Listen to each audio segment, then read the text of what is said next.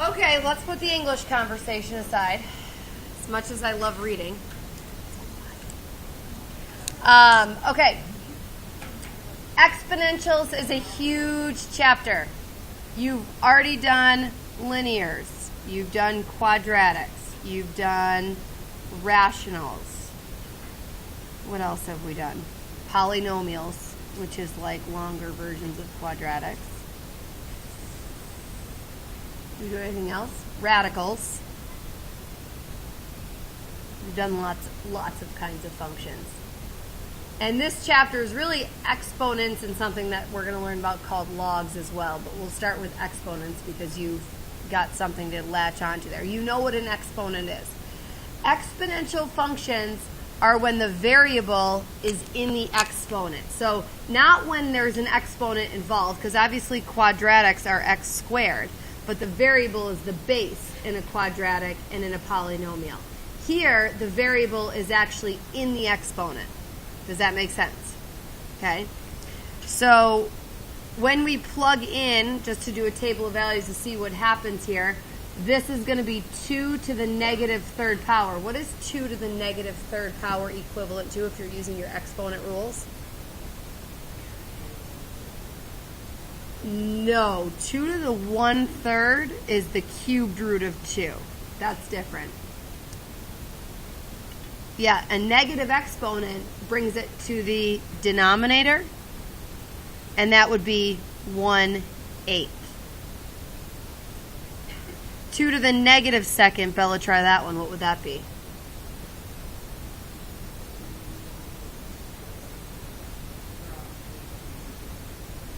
One-fourth. 1 over 2 squared, which would be 1/4. Yes. Jack B, 2 to the negative first power. What would that be? 1/2. 2 to the 0 power, Faye? Nope. Anything to 0 power, good fix, is 1. And then your positive exponents we're better at. 2 to the first is 2. 2 to the second is 4. 2 to the third is 8. So, if we plot these, negative 3, 1/8 might as well be on the x-axis. Negative 2, 1/4 is almost equally as close. It's actually double the distance away from the x-axis, if you can imagine. Negative 1, 1/2. 0, 1. 1, 2. 2, 4. And 3, 8.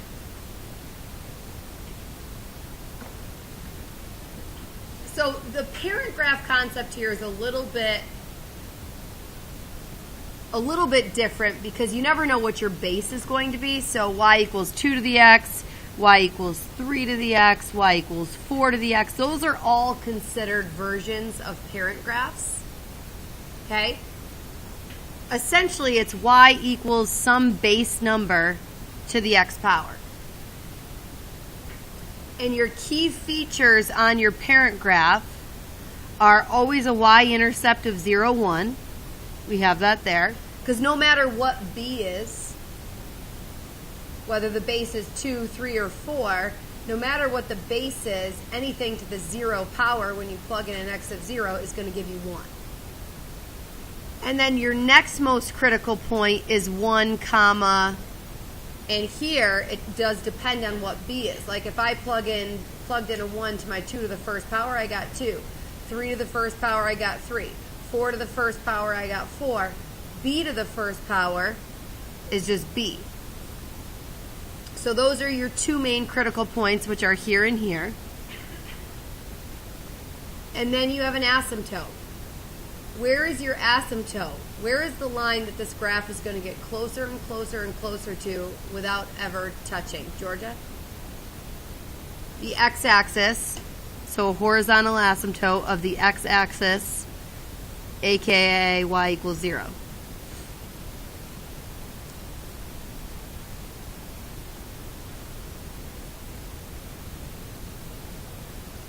So when we start doing shifts and so forth, what kind of shift is going to move that asymptote? What kind of shift is going to affect this horizontal line? When I shift up and down or when I shift left and right? Just up and down, right. So that, you have to keep your eye on where that asymptote is, especially when you're shifting up and down, because that will move with it and your graph can never cross it.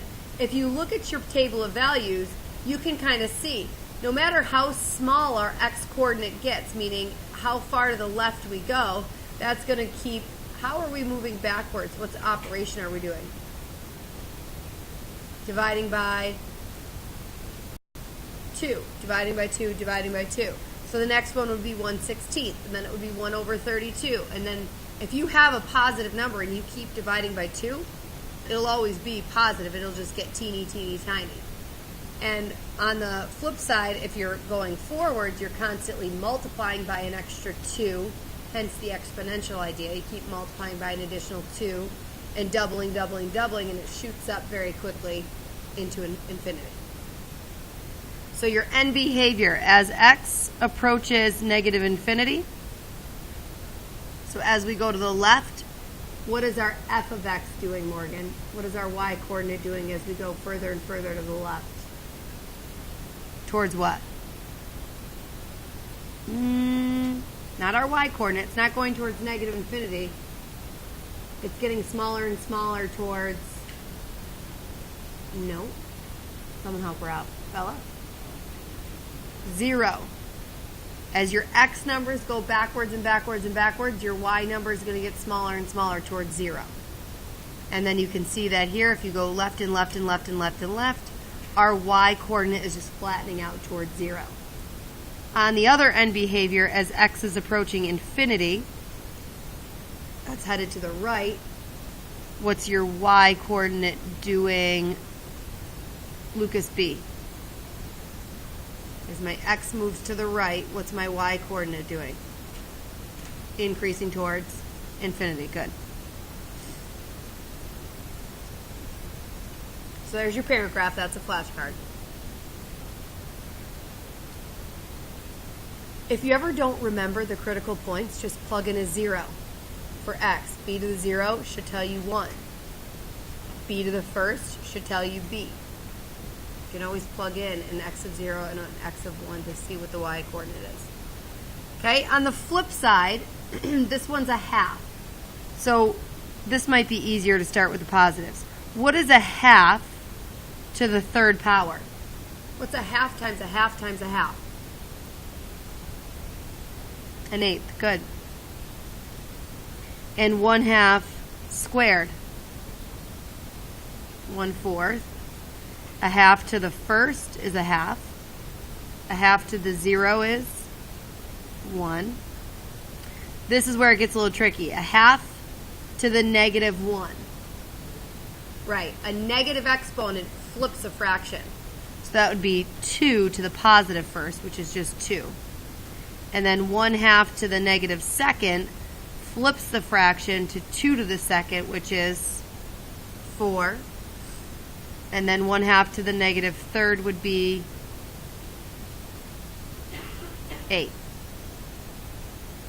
So as we move forward from 8 to 4 to 2, what do we keep multiplying by?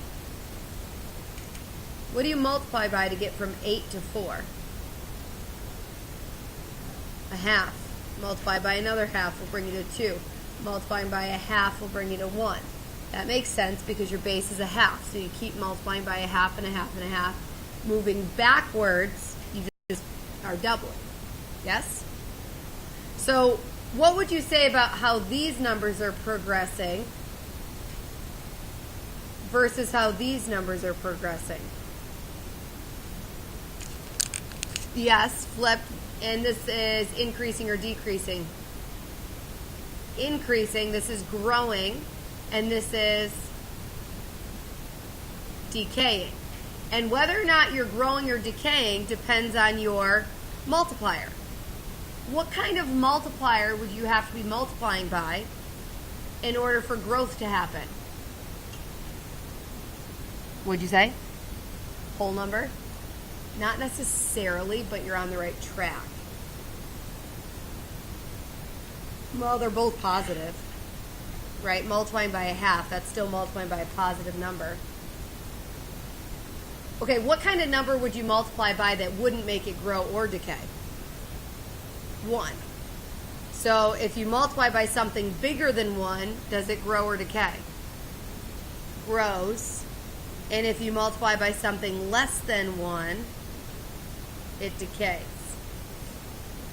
So a whole number is not really great because if you multiplied by 1.5, you're still growing. Does that make sense? Like if your base was 1.5, that would still be growth even though that's not a whole number. So the decay one looks pretty similar except for it's sort of flip-flop. -3 starts high. Oops, that's not right. I plot that right.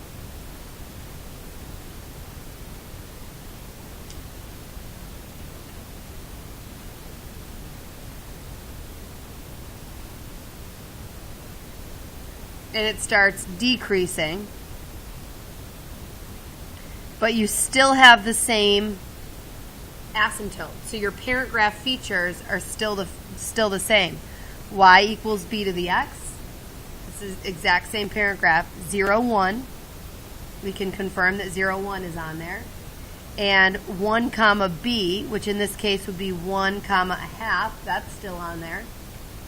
Your end behavior changes, but your horizontal asymptote is still the x-axis. And these really are your main parent graph features again.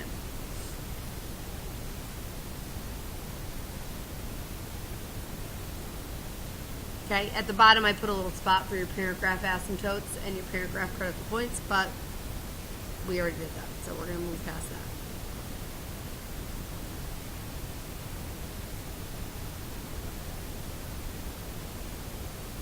So overall domain and range, if you're looking, and we'll just take one of them because they're the same.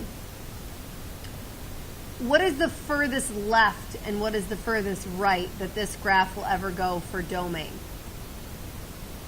Vince, what's the domain of this graph?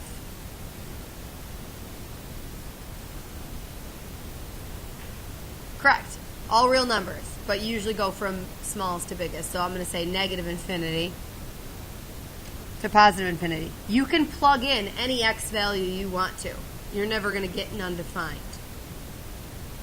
So you can plug in x anywhere from negative infinity to positive infinity. Your range, however, if you go lowest to highest on your y-axis, your lowest y coordinate is what? 0. Does that include 0? No, so a parenthesis, and then it goes to infinity.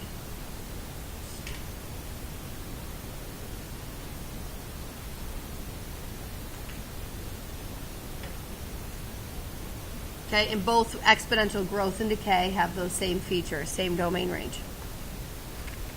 Okay, on the last one, let's remind ourselves, first of all, are the exponential functions one-to-one? What does a one-to-one function mean?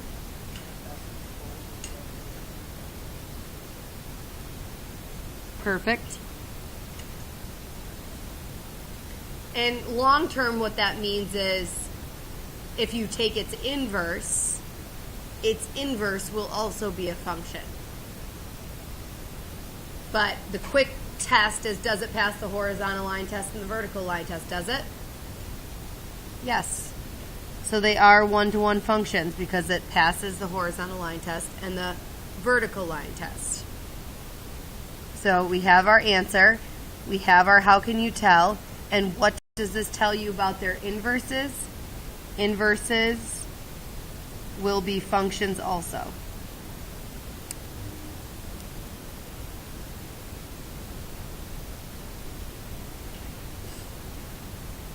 So this whole one-to-one function idea keeps coming back with every type of function we look at. Are linear functions one-to-one? Yes. Are quadratic functions one-to-one? No, because there they are. They fail the horizontal. Are rational functions one-to-one? Rational functions look like this. We just got done with those. Do those pass the horizontal and the vertical? Yes. Polynomial functions? Something a little more crazy than, no, so that's not. Radical functions, which look like that. Yes. Okay. So, three parts. Determine the y-intercept, determine growth or decay, determine transformation. So the y-intercept is always when what equals what? Eric? X equals 0. So the easiest part to do part A is just to set x equal to 0.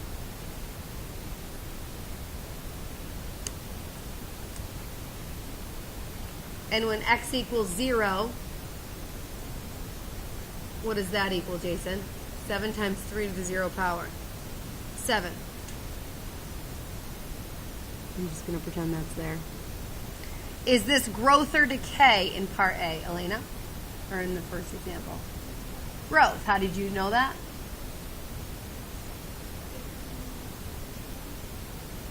What's it?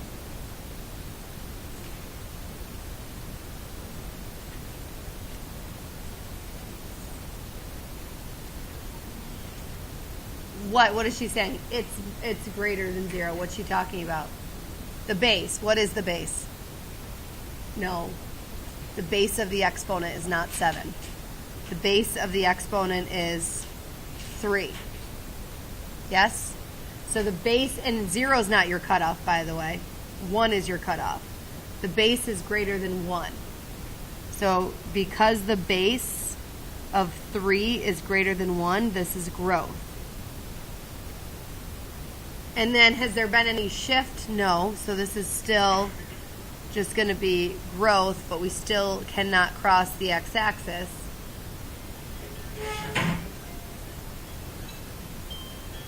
You're excused. It's going to put us all asleep in our PJs. Well, that's not good. It's supposed to wake you up. It should be like heavy metal to wake you up. And then the transformation here. So your parent graph is just 3 to the x power. What does multiplying it by a 7 out in front do? If you take a parent graph and multiply it by 7, what's the transformation? Horizontal or vertical? Vertical. Vertical what? Owen? No, shifting is when you add 7 at the end. This would be a stretch because it's a multiplier by 7.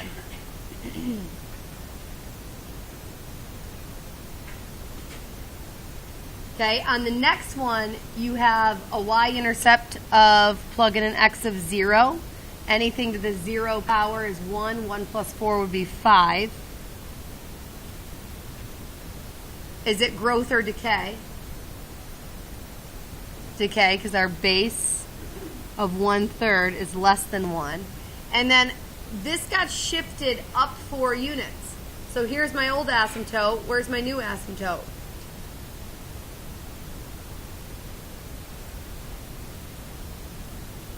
Lucas K. Y equals 4. So don't let your graph cross that line, and it's decaying down towards it.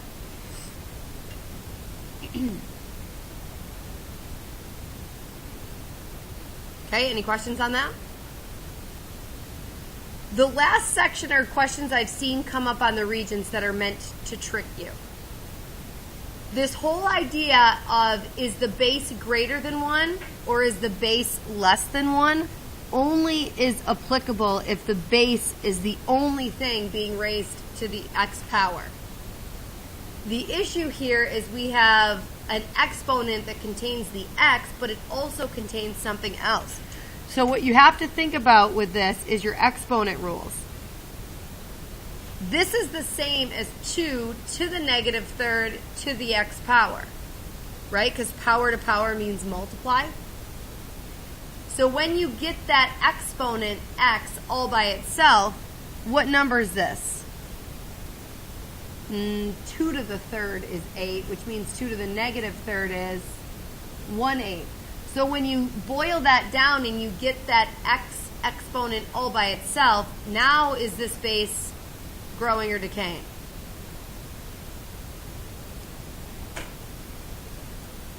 Okay, for this one, our focus would be there. 0.75 to the 0.2 power gives us 0.93. So is that growth or decay? Decay. You probably, if I didn't teach you this, you probably would have said decay anyway because it was 0.75. That one ended up staying decay. Whereas this one, you probably would have said growth because you saw a 2 and it actually ends up being decay. And then the last one, if you take on your calculator 1/2 raised to the negative 2/3 power, that's going to change your base to 1.587. Is that growth or decay? Growth. And the stuff at the bottom we already did. So you have, Jason, take one pass around. Do you have any study halls today? Yes. Oh, good. So are you going to do this in study hall and then you'll have questions ready for me at the end of the day? Okay.